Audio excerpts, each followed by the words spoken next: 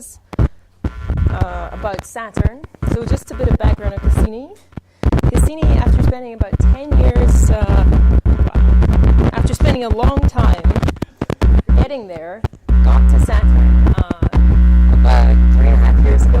His primary mission is supposed to last 4 years, so it's been orbiting Saturn for 3.5 years. Nothing is broken yet, though, so it should be there for many more years.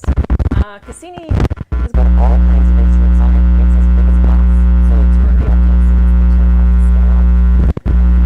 This is a list of all the instruments, all the instrument sets there. There's all sorts of stuff. The ones that I'm mostly interested in are plasma sensors. This one, magnetic field, and radio and plasma wave sensors. So there's enormous amounts of data come out of Cassini. It's been a really very successful mission. Coming at this from an astrophysicist point of view, it's really difficult to be a planetary space scientist because they have all this precision and so much data that actually makes it really difficult.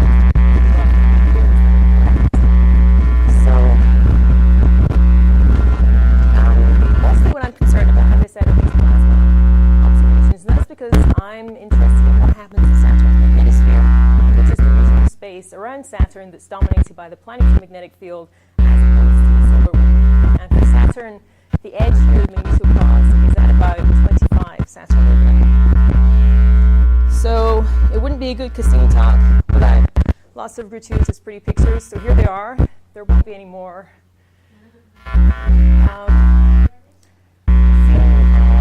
Discovered all sorts of interesting things. This makes some very nice press images. It's also discovered a new radiation belt. It's vaguely seen spots in the rings. It sent the Huygens liner down into Titan. It found density wave features, some atmospheric features. It's been a big success.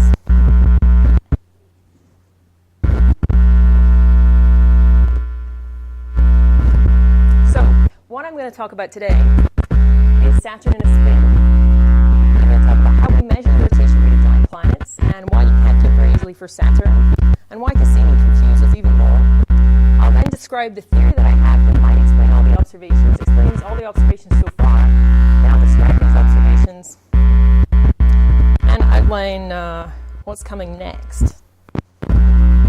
Okay, so measuring the rotation rate of a giant planet is not all that easy. It's not like you can just look at a mountain on the surface and watch it rotating as the planet rotates, because it doesn't really have any surface.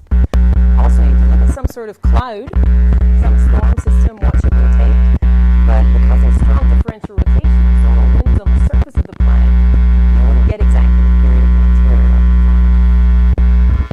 You get something approximately.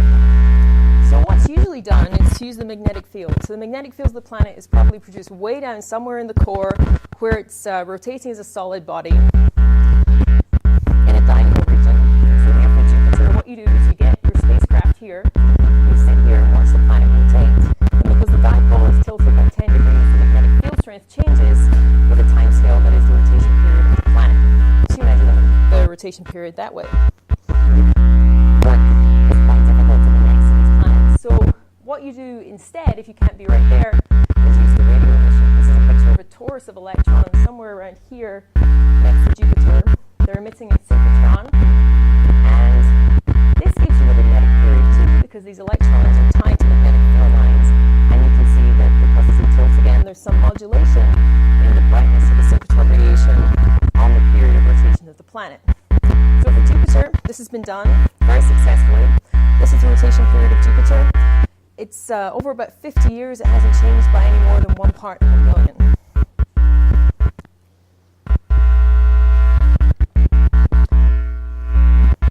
Saturn, on the other hand, is a problem. Saturn has these strong zonal winds too. If you look at some clouds on the surface, you find that it rotates once every 10.5 hours or so. So twice as fast as the Earth, and it's 10 times as big as the Earth. It's pretty fast. The problem with measuring its rotation period using the magnetic field is that the magnetic field is surprisingly very, very close to aligned with the rotation axis. So the best accuracy that we can say is aligned within 0.2 degrees. So if you sit out here in your spacecraft, you'll see no change in the magnetic field as the planet rotates.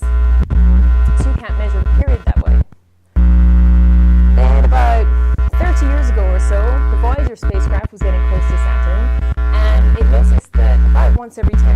occurs, there was an intense burst of kilometer wavelength radio emission. So because the radio emission will be coming from electrons spiraling the magnetic field lines, the electrons are tied to the magnetic field, you infer this is probably the rotation rate of the magnetic field, so this is the rotation rate of the planet.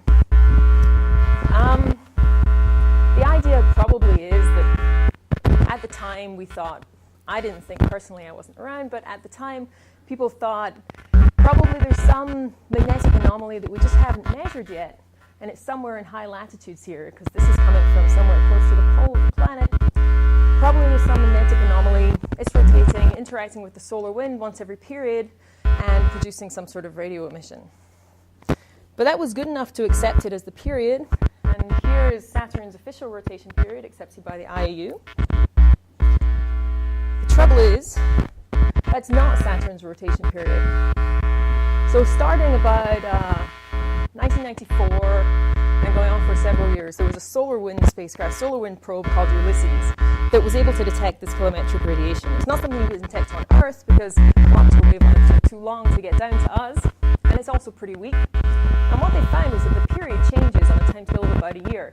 Here it went up by about 1%, then back down again. It's not even monotonic in what it's doing, and it's not possible that the interior of the planet can be rotating, can be changing its rotation period that quickly, because Saturn is a huge ball of gas, a lot of inertia there, and the amount of energy that would be released, say if it's slowed down by 1% over a period of a year, will be about 1% of the solar luminosity. And it's pretty clear that Saturn is not radiating 1% of the solar luminosity. So something is going on. Cassini continues to support this idea that there's a variation of 1% on approximately a 1-year timescale when it arrived. It's continued to do so ever since. So what we conclude from this is that whatever this SKR is being produced by, this kilometric radiation, it's not the interior magnetic field of the planet, and it does not represent the rotation rate. So it's probably pretty useless.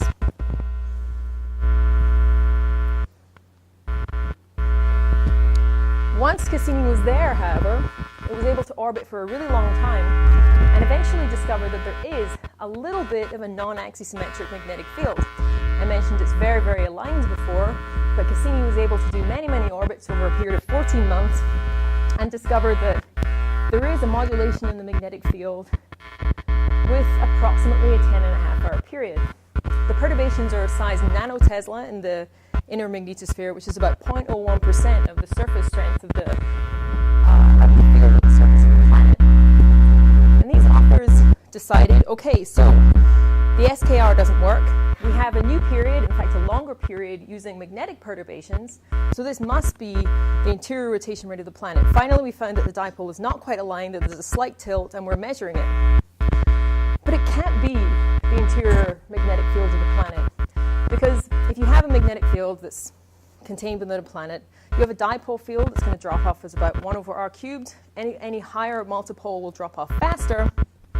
This basically doesn't drop off at all. This is a wide range of distances from the planet, drops off maybe only very slightly. So there's no way that this can be caused by currents that are flowing inside the planet. The question is then, what's making this magnetic field?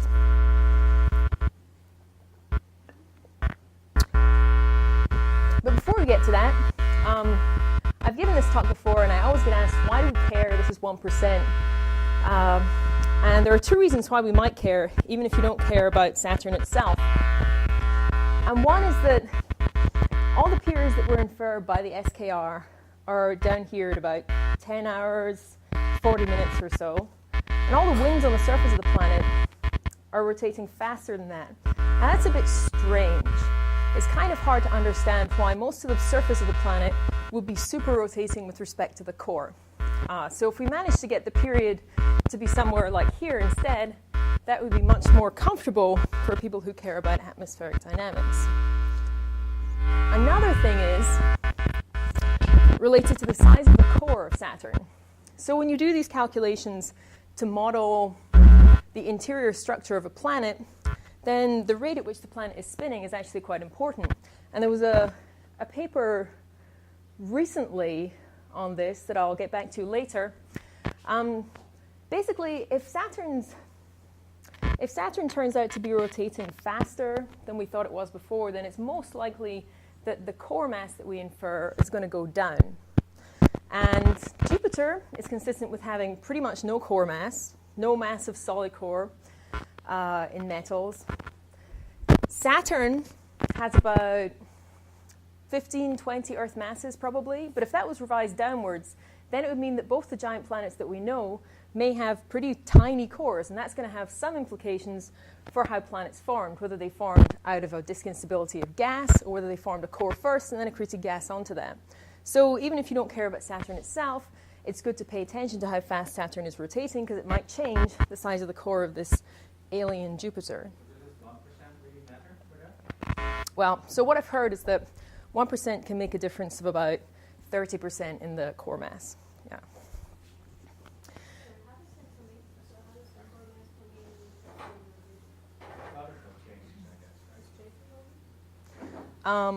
I don't know exactly how it comes in. I just know that when you have additional centripetal acceleration, it changes the pressure balance as you go into the planet. And when you make these models, it changes the core mass. And I've asked around that it doesn't seem to be possible to give a very clear answer as to why this is. So I'm afraid I don't know.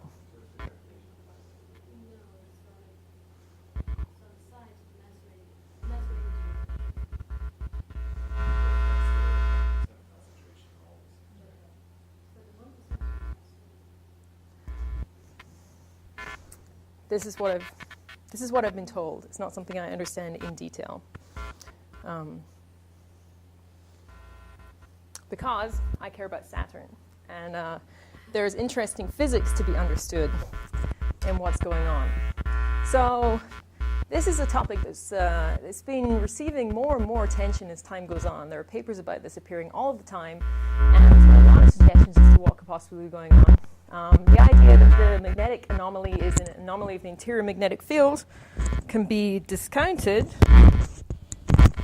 I'm having a lot of trouble with this assembly. Can be discounted, but you could still possibly say that the magnetic anomaly could somehow source some currents that flow outside in the magnetosphere that affect the bigger magnetosphere, and so you could end up having currents flowing on these field lines way out here, and maybe have a magnetic perturbation that doesn't vary all that much. That's something some people favor. Also, at the time of publication of the magnetic anomaly, no change in period of the magnetic anomaly was measured. It looked like it could be a constant period of the center of the planet.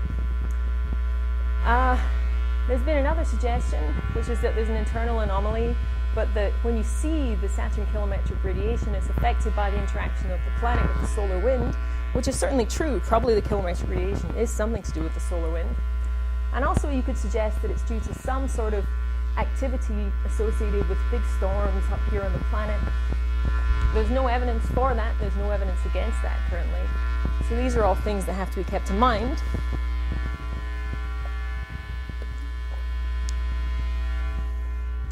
But the model I want to talk about is this one, is the plasma tongue. So I'm going to propose that all of these observations can be explained by the fact that there is a plasma tongue in Saturn's magnetosphere. It's carrying plasma away from the interior of the magnetosphere to the outside where it's lost. We have to assume that this plasma is fixed in a rotating frame. It rotates very slightly slowly than the interior of the planet, of order 1% slower than the interior of the planet. And the idea here is that the SKR is going to be associated with field lines that attach the planet to the very tip of this tongue, and in that way you select a particular longitude around the planet out of what would otherwise have no particular special longitude because the interior field is very axisymmetric. The magnetic perturbations are also going to be associated with these currents flowing along this field line to the end of the tongue. And another thing we have to assume here in order to explain everything is that even though the observations didn't show it at first, that the magnetic and SKR periods are actually equal and both vary. So for the next few slides, I'll try to convince you that this is not a completely crazy thing to propose, although the referees certainly thought so. My paper got sent back 5 times. So, where does this plasma come from? Well, one really nice thing that Cassini has discovered is that this little moon Enceladus, at about 4 Saturn radii, has all these jets, these plumes of dust and water coming off of it. Probably about 100 kilograms per second, making it the largest source of plasma, or at least neutral gas, in Saturn's system. In fact, we knew before that there had to be a bunch of water there because we saw OH using the Hubble Space Telescope, and we just didn't know what the source was. So in fact, it was nice to find that Enceladus was that source. Here's probably where we think the source is. This gets all smeared out by collisions. And as Enceladus releases all of this gas, it gets smeared out into a torus of neutral plasma of neutral water molecules from about 4 to 6 Saturn radii. And we know that that's there. But the interesting things start to happen when that plasma gets ionized, and it's when the neutrals get ionized, they turn into a plasma, and then electromagnetic fields become relevant. So I'll just review the electromagnetic fields that we expect in a system like this. Here's Saturn. Saturn's ionosphere is a pretty good conductor. That means there better be no electric field, or close to no electric field, in its rest frame. So in the frame that's rotating with Saturn, on the surface of the planet, there's no electric field. You've got these field lines reaching out into the magnetosphere. They're very good conductors along their length, so there's also no electric field along the field lines. So if you're rotating in this frame, there's not only no electric field on the planet, but there's no electric field in the whole magnetosphere. Then if you go back into the inertial frame, which for this is roughly the frame of a Keplerian orbit of a neutral particle, because gravity is pretty negligible once you get out to 4 Saturn radii, then you're going to have an electric field. You just use a Lorentz transform to calculate that you're going to have an electric field pointing radially outwards in the equator plane. And then what happens to neutral particles when they get ionized is they suddenly start to feel the magnetic field and the electric field, and they get picked up. So here is a neutral that got ionized into a positive ion, and it feels the electric field, moves in the direction of the electric field for a little bit until the V cross B force gets large enough to turn it around. And then it executes this sort of spiral pattern, which corresponds to rotating at the same speed as the planet, co-rotating with the planet, and also orbiting the field line that it's on at the same velocity. So what happens to the plasma when it gets created is it starts to co-rotate with the planet. You get a big torus of plasma. It's rotating once every 10.5 hours, just like the planet. And that's much faster than the Keplerian speed at that distance. And so in order to keep it from flying off, you're going to need some sort of centripetal acceleration to hold it there. And that's supplied by a current that flows in the azimuthal direction. So you have J cross B is in the downward direction for Saturn, gives you a radially inwards force balancing the centrifugal acceleration outwards. So this is our equilibrium situation. Here's another picture, our equilibrium situation. It turns out that this is unstable, and I'll show you why. So we started off with just this torus, and the current was able to close in a loop around the torus. If we make a little perturbation, make a little lump on the torus, then in order to have it not fly off, you've still got to have this current flowing, so you can still have your centrifugal force balance, but the current can't go around here, there's no plasma, so what it has to do is flow up the field lines, which are good conductors, through the ionosphere of the planet, also a pretty good conductor, and then back down to complete the circuit. I said the ionosphere is a pretty good conductor. It's not a perfect conductor, so you need a slight electric field here in order to push the current through the ionosphere. These are very good conductors, so the same electric field exists down here across this plasma tongue. And then the plasma drifts in the direction of the electric field across the magnetic field, just the same as the ions themselves, which points outwards. That tells you that if you make a little bump here, then it's going to grow. And in fact, it'll grow exponentially. It's unstable. It's a bit like a Rayleigh-Taylor instability.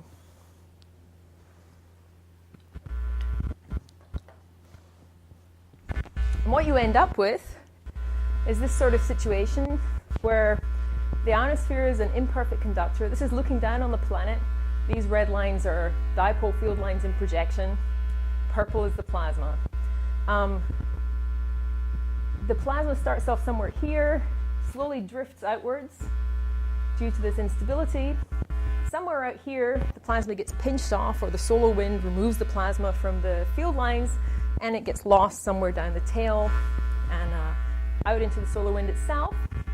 Then the empty flux tube drifts back, refills with plasma, and comes out again. So this is known as flux tube interchange. You can see that the foot points of the field lines are moving in the ionosphere here because it's not a perfect conductor. This has been known for quite some time, maybe again 30 years, because it happens at Jupiter. But the details of what actually is going on are very poorly understood and pretty controversial, which means that it's possible to propose something that might seem a little strange and that's equally controversial, which is that plasma only flows out in one tongue. You could have these instabilities happening all over the place, and then you'd have lots and lots of little fingers carrying the plasma out. But we're going to propose that it's flowing out in one tongue, and that one tongue stays there. It's stable over many year timescales. And the other assumption we're going to make, as I said before, is that the magnetic and SKR periods are in fact the same, even though observations didn't originally indicate that. So given these assumptions, that there is just one tongue and it's carrying all the plasma out and that it's stable, you can calculate how fast it's doing that. You just conserve mass, angular momentum, currents. You close the currents to the ionosphere. You find an outflow rate that depends on the conductivity of the ionosphere and on the amount of mass that's being produced by Enceladus. We assume that 10% of the mass that's lost by Enceladus is lost as plasma. The rest gets lost as neutrals. And to summarize what we get, given these assumptions, we calculate that if you start with this thick tongue out here, it narrows with distance away from the planet, so that by the time you get out to the end of the tongue here at 12 or 15 Saturn radii, it's really pretty narrow. That's good for making SKR. It takes about 10 days for plasma to get from in here to out where it will be lost to the solar wind. Whoops. And we expect that as the plasma moves outwards, it stops being able to keep up with the planet quite so well, so you end up with a spiral structure to this pattern. But it is a pattern speed, though. So if you're in the frame that's rotating with the place where the pattern starts, around Enceladus, then you'd see a rigid pattern in the magnetosphere. Even though the plasma itself may be flowing through that pattern, the pattern would be stationary. So you have this pattern, and how fast is it rotating? So as I mentioned, we think it's going to be rotating at the speed that this interior part of the torus is rotating. And the main lag you get here is actually because the ionosphere has to supply a lot of angular momentum to the plasma in order to push it away from the planet and keep it co-rotating. And so the ionosphere itself slows down a little bit. Whereas the ionosphere, underlying atmosphere, however, even though the ionosphere gets slowed down, the underlying atmosphere is going fast, like the interior of the planet, and so there's friction between the atmosphere and the ionosphere that tries to keep the ionosphere going more quickly. So you balance the torque there with the friction from the atmosphere, and you find this inner torus here, which is tied strongly to these field lines, and thus tied strongly to the ionosphere up here, you expect to be rotating at about 99% of the rotation rate of the interior of the planet. And if you have more plasma there, then you're going to have more torque in the ionosphere will slow down more, and things will be going more slowly. So this is good. We've got something that's going to be going about 1% slower than the speed of the planet. You increase the amount of plasma by a factor 2, then maybe you're going 2% slower than the speed of the interior. So you've got a variation of order 1%, just like is observed. And the timescale for variation, it turns out the important thing here is the timescale for ionization of the neutrals into plasma. You could change the neutral density very quickly, because Enceladus is seen to have these plumes that vary with periods of about, well, not actual periods, but vary on timescales of a couple of weeks, maybe a couple of months. But you're not going to feel the effect of that of that extra gas in the period until it turns into plasma, and that takes about a year. Solar UV is really weak by the time you get out to Saturn, and in fact it's mostly electron impact ionization. Just turbulent friction. Just, yeah. You assume the density of the atmosphere just below the, so in fact, you assume the viscosity of the atmosphere and the density of the atmosphere just below the ionosphere. And you calculate the profile of velocity gradient that we expect over like one scale height of the atmosphere.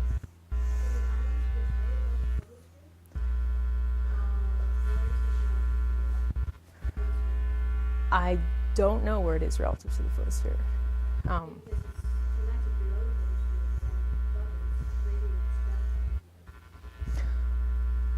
Right, that's true, yeah. But what we did was we took a published viscosity and used that. And from that, yeah. So from that you get the expected delay. And obviously that's uncertain to some extent. But without messing with the numbers, you do get that it will be slowed down by of order 1%. What is special about Enceladus as opposed to other moons? It's releasing a lot more mass. It's got these little plumes that have been seen coming off it. Why is it? That's a different question, but probably it's tidal heating. Yeah, with like another moon, Mimas or something. Yeah, so there is a source there for heating. It's less clear exactly how it turns solid ice at a very cold temperature into gas, but it happens.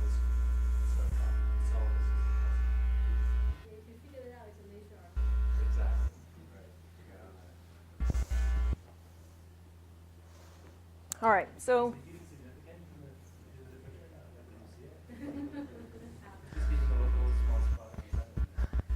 I never checked that.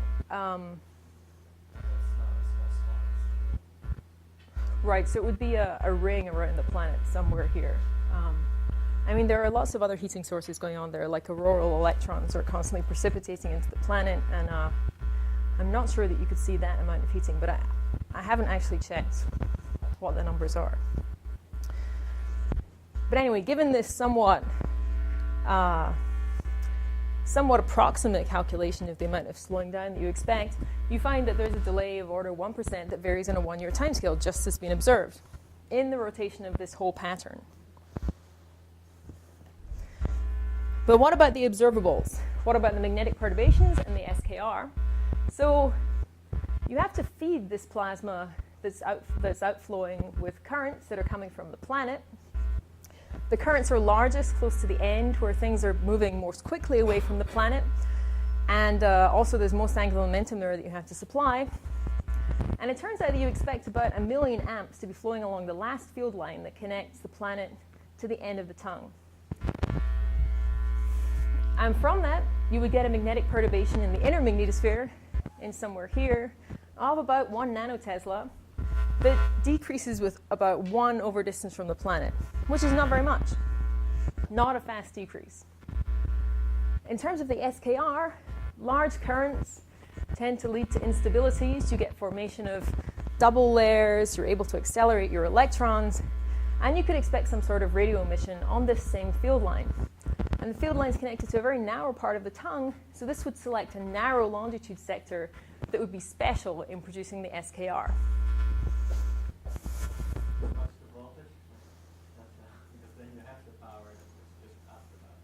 Sorry? What is the voltage? You have the current or the resistance, I guess. Well, I mean, you could make some sort of, you could assume some electron density and then guess, but it's not exactly known. It's not known what voltage you're going to need, but you're going to be able to get, and so the SKR is probably produced by, let's see, keV electrons or something, and so we can get keV electrons without difficulty. All right, so to summarize how the model works, we made a couple of assumptions that are slightly controversial, that the magnetic and SKR periods are in fact equal, and that there is a single tongue outflow mode that's stable over possibly many years, that is many convective turnover times. But if you assume all of this, then you get the right rotation frequency, you get it varying by the right amount on the correct time scale, you get the right size of the magnetic perturbations that don't change very much with distance from the planet, and you get an explanation for why there might be energetic electrons only in one narrow sector of longitude from the planet. And none of this requires that there's an internal magnetic field anomaly anywhere, because the tongue is formed by an instability, and you'd expect it would form somewhere random, and then once it's there, it stays there. So, as I said, the referees didn't like this, and said, no, there's absolutely no way you could have a plasma tongue.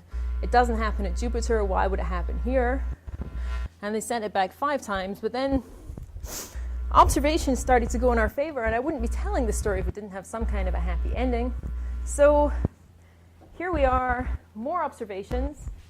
This is the period versus time. This is the period that was measured by the people who did the magnetic perturbations.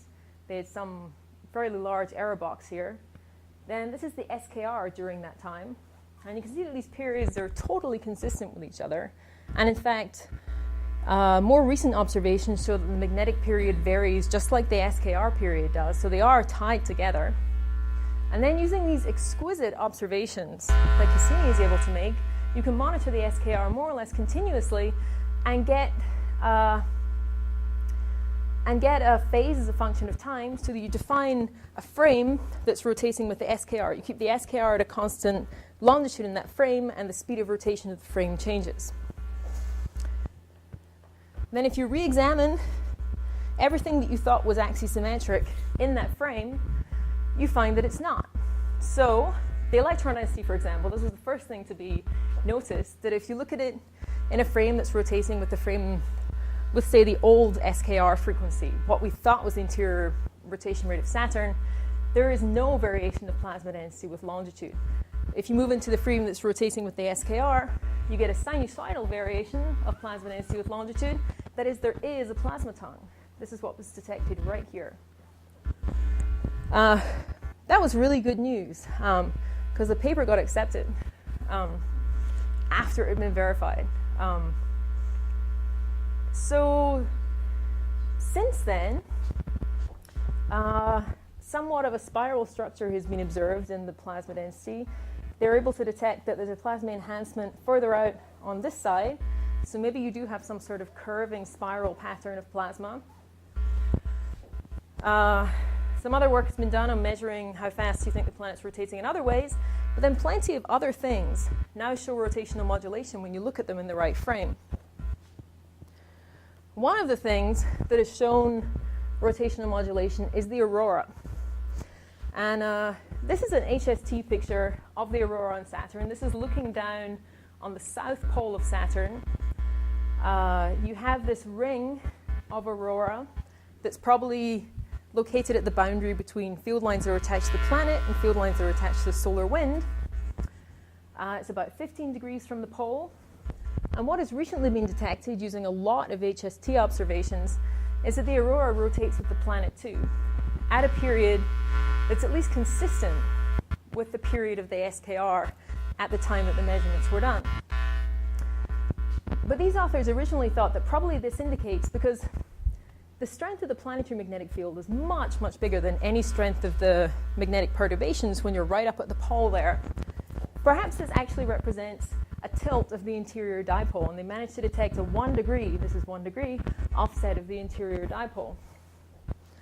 But something I've been working on recently is showing that in fact this offset could quite easily be explained by the same tongue currents that explained all the other observations. So here's the planet looking down from the south is up. The tongue current flows out to about here 12 Saturn radii. I've got it connecting up in the equatorial plane and flowing back in on the other side, roughly what you'd expect to happen. It's got to flow back in somewhere after all. And then I take field lines that intersect the equator at constant magnetic strength, magnetic field strength, and integrate them back to the pole of the planet and look where they intersect with the planet. And the circle here, the purple circle, is what you'd expect if there was no tilt, no perturbations. The blue circle here is some sort of fit to the points that I calculated, and given exactly the current that we expect from the tongue, you predict that it would be about a 1.5 degree offset of the auroral circle, in this case, in that direction, but it's sort of irrelevant what direction currently because they're not able to tell that from the observations for some reason. But the message is, the tongue can explain this observation too. Another thing that argues sort of in favor, in a way, of the tongue picture is this other paper that appeared recently in Science or Nature that looks at the shape of Saturn to figure out how fast it's rotating. So Saturn, it's a bit of an optical illusion, you'd think, that Saturn looked kind of elongated. You think it's just because of the rings. Then if you put what's actually a circle over it, you can see that Saturn is, in fact, pretty distorted. It's rotating to about 10% of breakup or something. So it's pretty distorted. And you can use the gravitational moments from a spacecraft like Cassini flying around Saturn, as well as some assumed rotation rate, to calculate an equipotential surface. Then you vary the rotation rate until you get the equipotential surface to match the surface of the planet that's observed. And you get an interior rotation period. And what you get is 10 hours, 32 minutes. That's somewhere here. This is pretty good in terms of the wind speeds here. They're pretty much divided equally faster and slower than this rotation speed. Actually, that's something they sort of forced on the calculation. But the reason why this was ignored before, this could have been done in Voyager times, is because of the SKR, back when we trusted the SKR. But the good thing to note is that the SKR frequencies that we've been measuring are about 1% slower than this, which may well represent the interior rotation rate.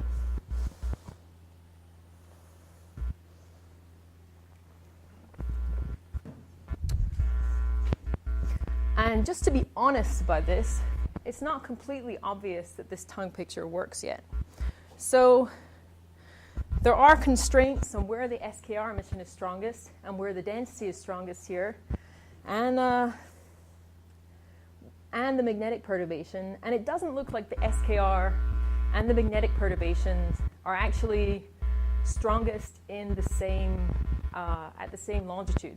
So that's something we have to explain by assuming some sort of curvature to the tongue, and we can mess with parameters right now and fit all the observations by curving the tongue around. But presumably there will be future observations that will be a more stringent test of this. What is that picture on the right supposed to be exactly? This is Saturn. Yeah. So this is looking down from the top. This is a plasma enhancement on this side relative to this side, and this is a plasma enhancement on the other side. They just have two bins or something. Yeah, they have two bins, yeah. So that's supposed to be like Yeah, this is, something like that. Yeah, we can currently sort of fit the observations with all this, but the observations are becoming more and more constraining with time. Right.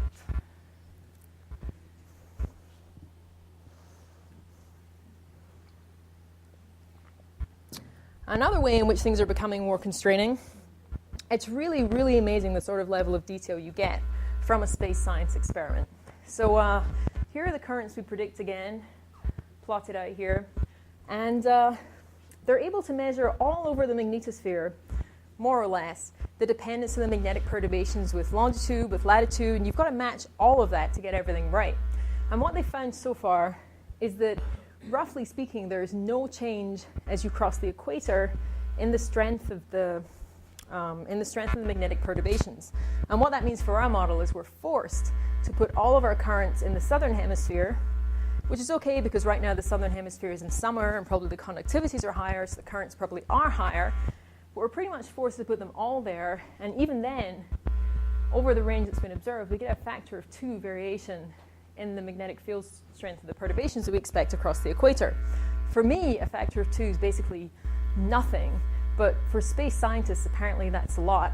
But I'm going to wait and see if that changes, because pretty soon Cassini is going to move up to higher latitudes and be able to measure around the poles, and that'll be pretty conclusive.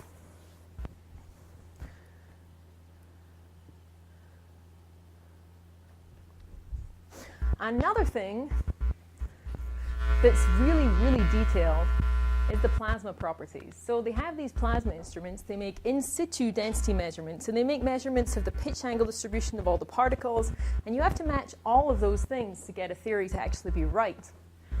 And so here's just an example. Here's the plasma temperature as a function of distance from the planet. Here's the rotational velocity. This is good news here. So this is at Enceladus, the rotational velocity of the plasma. We want that to be within 1% of the rotational velocity of the planet. Looks pretty close there. This is the best data I have. They're kind of secretive. So from here, I'd say this looks like it's within 1%. Apparently, it's really difficult to obtain radial flow speeds of the plasma. You make some sort of moments given the ions that you observe that you take into your instrument. But so they haven't been able to tell yet whether you have outflow on the side where the plasma enhancement has been observed and inflow on the other side, or whether it's something more complicated. Oh yeah, and I think probably there's some important clues as to what's going on, because the plasma stays hot really far out, even though it's expanding and you think it would be cooling adiabatically. That's something I'm sort of thinking about right now.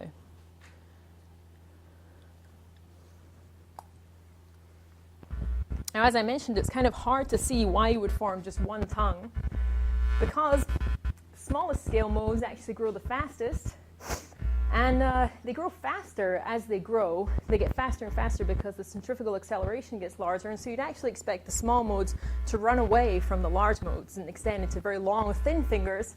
It's a little bit difficult to see why that would happen. I don't have a good answer for that, but the fact that it's actually there sort of helps. And then there's this other fact that if you stick a bunch of plasma into a terrella, which is apparently a magnetic dipole, in a laboratory and spin it up, then you get these same instabilities forming, and you find that they only happen at low m modes. Here, m equals 1, m equals 2 are dominant. Oh, and that the modes rotate pretty much. They're pretty stable over many turnover times, and they rotate rigidly with the plasma. This is all good. So, in summary here, we don't know how fast Saturn is rotating. Everything seems to be varying by about 1% over year-long timescales. Fortunately, everything that's varying seems to be varying in the same way. Here we go. Yeah, I think that all the observations that exist currently can be explained by the plasma tongue method model. And the plasma tongue model is a good theory because it makes real predictions in terms of the magnetic perturbations, so that will be able to test it once you go to higher latitudes. And the measure period is a function of plasma density. If you put more plasma in, which we could observe, then you'd expect the period to go down. So in about a week, there's the fall meeting of the American Geophysical Union, and I'm pretty sure that I'm going to find out the conclusive answer to whether this is all right when I go to that meeting. For now, though, it's pretty obvious we don't understand how plasma is lost from giant planets. It's being thrown off by centrifugal forces.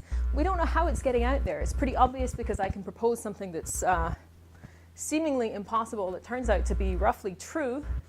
So I think there are important clues to figure out what's going on there. Also for Jupiter, by looking at all these detailed plasma properties. And it's very fashionable these days to compare Saturn and Jupiter and say, why are they not the same? Well, I think they might be the same in this case, because I think there may well be a tongue at Jupiter too. There's been rogue periods in the data of the plasma torus that comes from Io, Jupiter's moon Io, at the 5% level that seem to change, seem to be a few percent slower than the planet, seem to change on one-year timescales. So I think it's happening there too. Also, in the meantime, I still want to figure out what those spokes in Saturn's rings are coming from. Yeah, so no shortage of interesting problems, I think. And I'm waiting to be tested on my model next week. So thank you.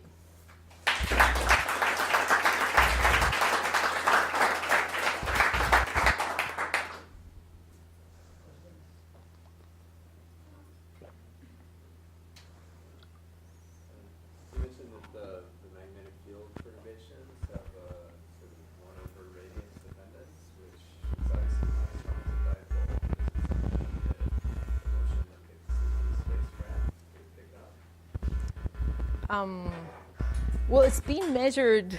It's seen that roughly to within their measurement errors right now, the strength doesn't change as a function of radius. But they haven't measured it over that large a range of radius. And in fact, probably what I predict is a slightly less than 1 over r dependence. So that's not the biggest of my worries. The biggest of my worries is the dependence of the magnetic perturbations as a function of latitude. I think that's going to be the big test. You make strong predictions about what that should be? Mm-hmm.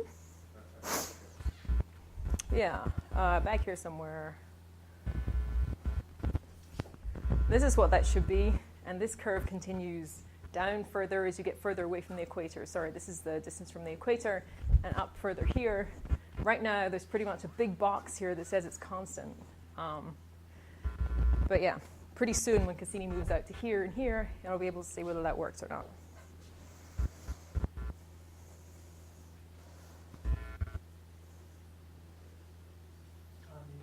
You have one tongue on one side, on the other side, you expect the tongues to shoot off because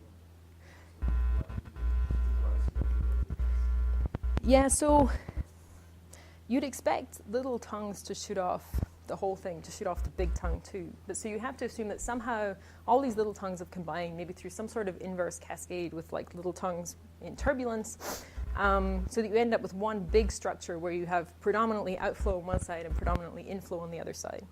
So that's not inflow of plasma, but inflow of empty flux tubes. The flux tubes move out on one side and back in around the other side of the planet.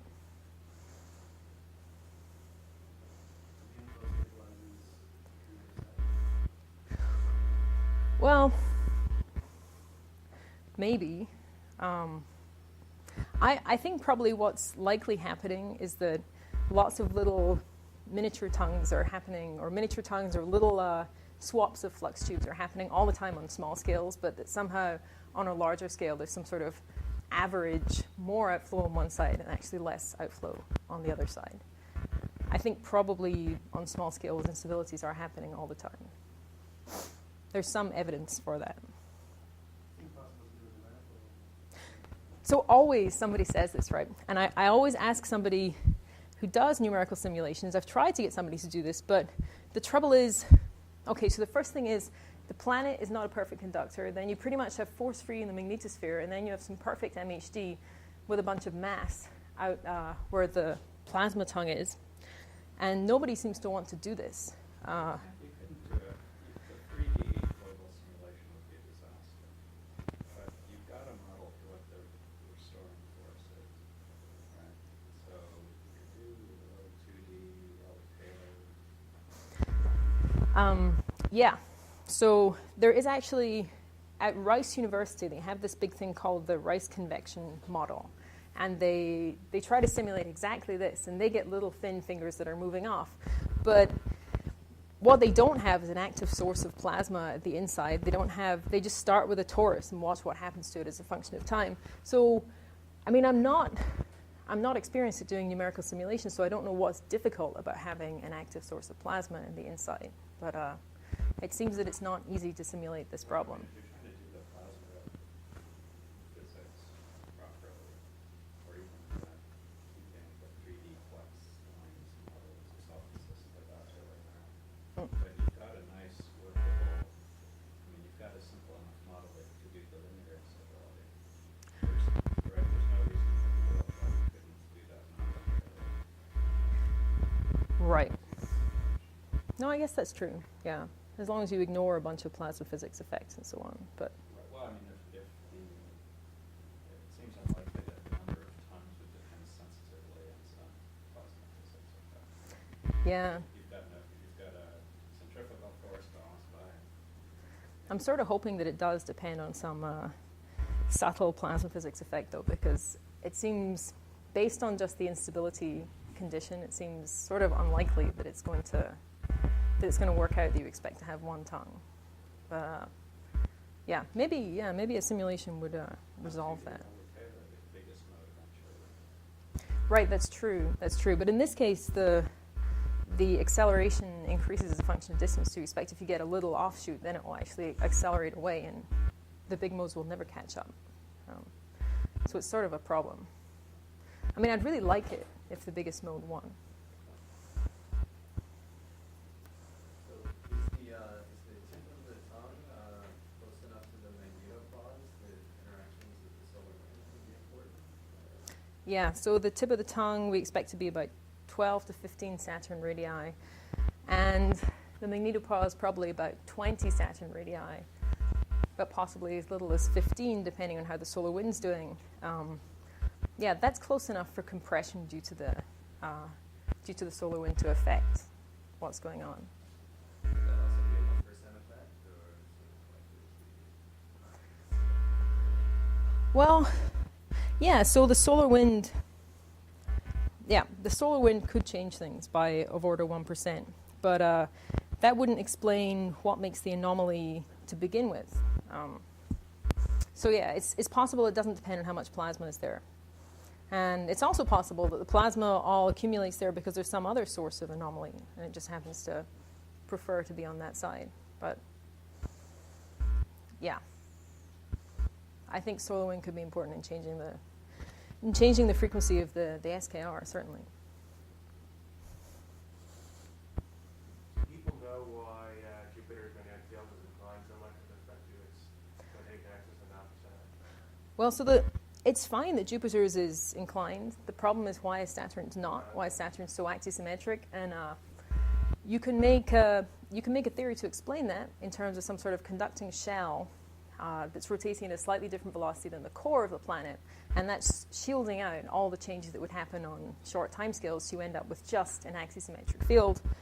But then there's a question of why that happens only at Saturn and not at Jupiter. So it's pretty much a mystery. Yeah. Can you measure a spin down rate from the angular momentum transfer from the ion here? You're saying there's it's giving up a lot of angular momentum on this tongue. Yeah, so I worked this out once, and it's really, really small. I can't remember what it is, but I think we couldn't measure that.